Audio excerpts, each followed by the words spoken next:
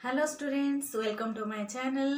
तो आज नुआ वीडियो को सही फूड और न्यूट्रिशन टॉपिक तो आपण मानक समस्त को स्वागत। आज वीडियो रे आमे डिस्कशन करिबा सुदृढ़ीकरण खाद्य बा पुष्टिकरण खाद्य अर्थात फोर्टिफाइड फूड। तेबे फोर्टिफाइड फूड कौन ना आमर जो खाद्य अच्छी आमे सेथरे किछि जिंस ऐड कले सेटारे कौन हम ना पौष्टिक मूल्य वृद्धि हम। जमीती आमे कौन करुचे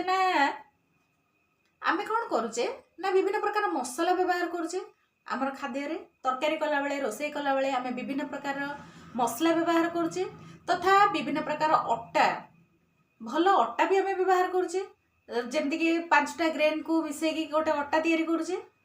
तेणु गोटे आमे ताको केमिति तार पौष्टिक मूल्य वृद्धि करि परिबा से विषय आमे सविशेष विवरणी एठू आमे पाइबा।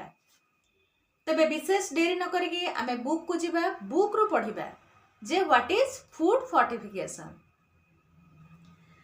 साधारण खाद्य रे विभिन्न प्रकार जीवसार और धातुसार इत्यादि पुष्टि गुड़िक आवश्यक परिमाण में मिश्रण करी खाद्यर पौष्टिक मूल्य वृद्धि करा जिवा प्रक्रिया को सुदृढ़ीकरण बा फोर्टिफाइड फूड बोली कहा जाए।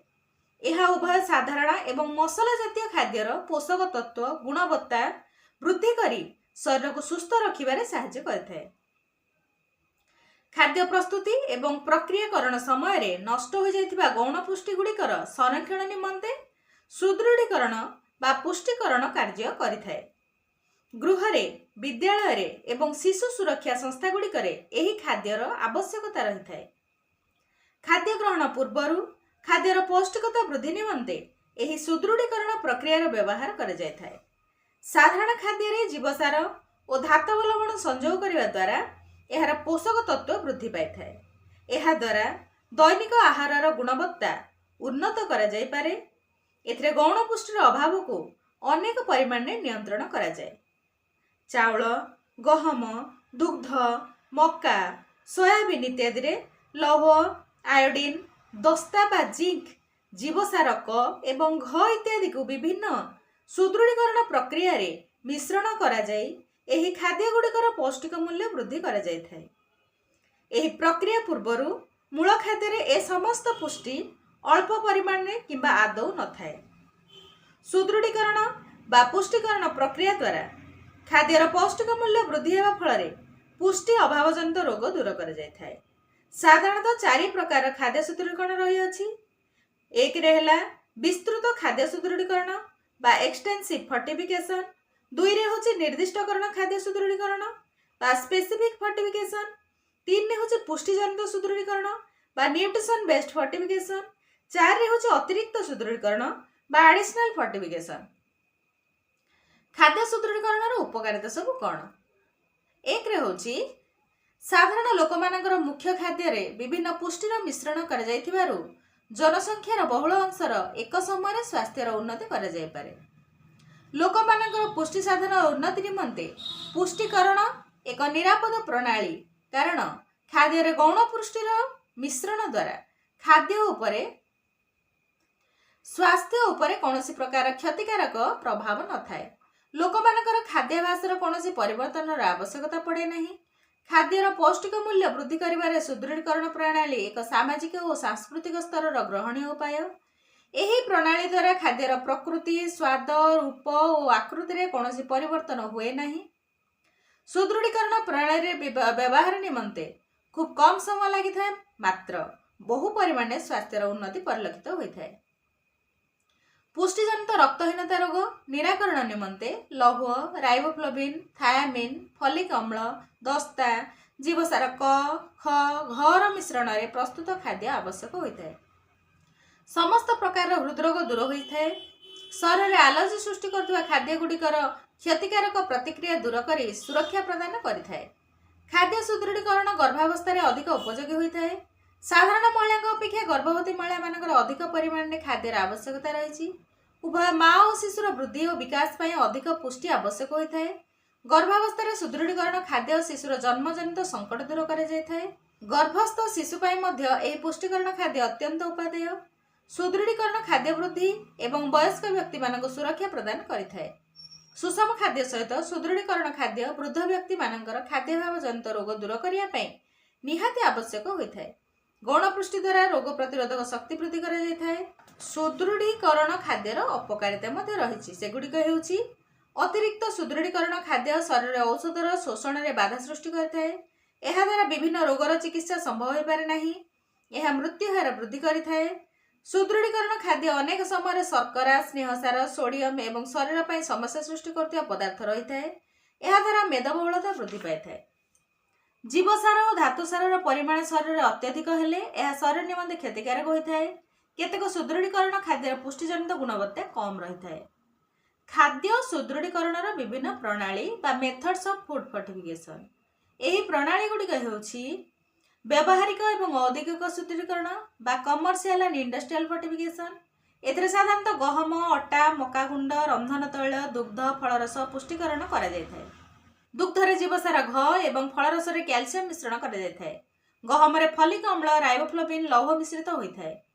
जैव पुष्टिकरण बा सुदृढ़ीकरण बायो फोर्टिफिकेशन कृषि कार्य गोपालन एवं कुकुड़ा पालन इत्यादि खाद्यर पौष्टिक मूल्य वृद्धि निमंते जैव पुष्टिकरण प्रणाली व्यवहार द्वारा कृषिजात द्रव्य दुग्ध कुकुड़ा मांस और अंडार उत्पादन वृद्धि पाए।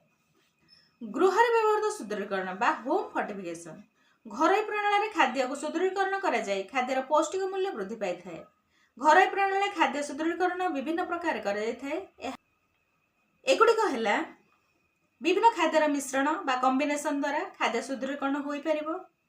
मूल जातीय खाद्य तैलबीजर मिश्रण शस्य जातीय खाद्य सहित डाली जातीय खाद्यर मिश्रण चाउल डाली और पनीपरिवार मिश्रण शस्य बीज सिंबिक बीज और साग जातीय खाद्यर मिश्रण डाली चाउल और बादाम जातीय खाद्यर मिश्रण गहम और बुट सहित चीना बादाम काजू बादाम मिसाई रुटी छतुआ प्रस्तुत करवा प्राणीज पुष्टिसार सहित मिश्रण करवा उद्भिदज पुष्टिसार मिश्रण करवा विभिन्न खाद्यर मिश्रण में खाद्यर पौष्टिक मूल्य वृद्धि होगा संगे संगे सुस्वाद होता है। यही मिश्रण प्रक्रिया जो खाद्य सुदृढ़ीकरण संभव होता है। खाद्य को अर्धसिद्ध करने पार बॉइलिंग द्वारा केतक खाद्य को सुदृढ़ीकरण व पुष्टिकरण कराए। सिद्ध पद्धति द्वारा उषुना चाउल बलगार गहम प्रस्तुत कराए और खाद्यर पुष्टि को वृद्धि कराए। पार्चिंग बा पफिंग प्रणाली रे गहम मका चाउल बुट मटर इत्यादि खाद्य को उत्ताप प्रयोग में व्यवहार प्रस्तुत कराए। एगुड़िक कैल्शियम लौह और अन्य धातव लवण परिमाण वृद्धि पाए। तेबे ए जहा किछि हमें पढ़िले आमे जब ताकू शॉर्ट कर दबा मु पिला मानकु भी क्लास रे कुहे बा सब बेले से मानकु कुहे जे छतुआ गोटे सुस्थ खाद्य।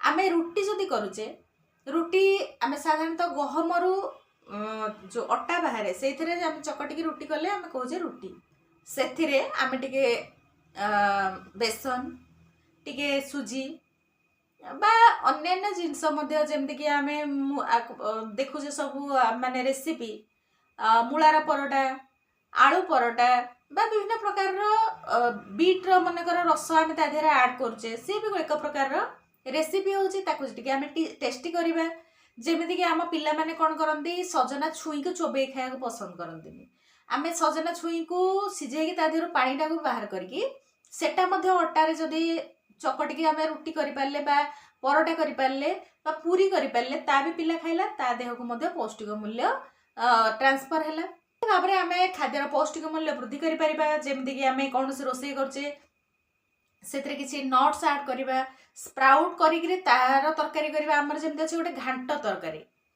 घांट तरकारी माने कौन से नड़िया पड़ो विभिन्न प्रकार परिवा पड़ो एवं सब स्प्राउट्सटा पड़ो से गोटे स्पेशल स्प्राउट्स एवं सबु जातीय परिवा से पड़े खाद्य को घांट गुंडी करके गोटे बहुत टेस्टी भी लगे माने समस्त वेट थाए से गुजराती से सेम परिवा से सेम जिनस आम सबुदिन खाऊचे किंतु से जिनसटार वेटिंग थाए वर्ष सारा घांट तरकारी हम तार कारण कौन ना से किसी स्पेशल जिनस मिसे जहाँफल से स्वादिष्ट हुए मसला व्यवहार कराए सठिक परिमाण में सठिक मसला व्यवहार कराए मसलाटा आम शरीर दरकार माने गरम प्रदान करे किए ठंडा प्रदान करे आम कहू तासीर हूँ ठंडा ता तासीर हूँ गरम ये टाइप आम शुणी वार्ड जो आम मैंने कौन सी गोटे मसलार गुणवत्ता जदि आम टेस्ट कर देखी था यही सब जिनस आम देखी था तेणु यही सबू जिनसर कौन क्या मिसेले से स्वादिष्ट हम